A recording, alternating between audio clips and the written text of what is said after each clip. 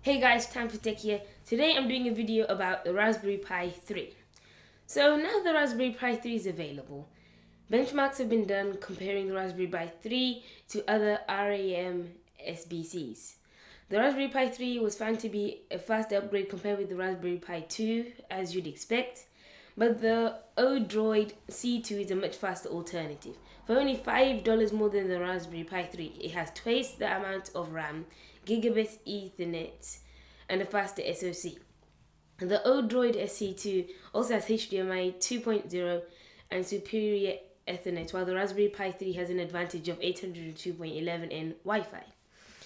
The Odroid C2 has a heatsink for ensuring that it doesn't get quite as hot as the Raspberry Pis do.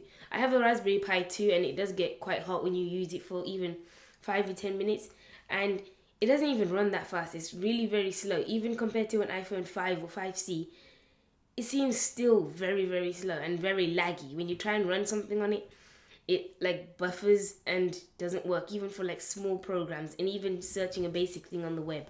So when I'm programming in Python, I only use the Raspberry Pi for something that actually requires it, because there are other Python IDEs out there that I can use to record Python on.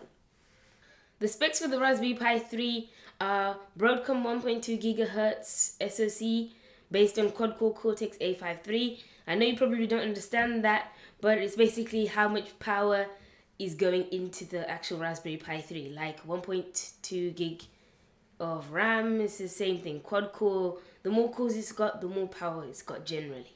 Like the quad-core Cortex-A53. It's got 1 GB of RAM, Broadcom Video Core 5 GPU, supports resolutions up to 1920 by 1200, which is still very good to use nowadays. Micro SD slots, 10 by 100 Ethernet, 4 USB 2.0 ports, HDMI audio video jack socket, GPIO header, which is general inputs and outputs, which means, let's say you got headphone cable that would go into it, or something else like that. You'd more understand it if you did programming.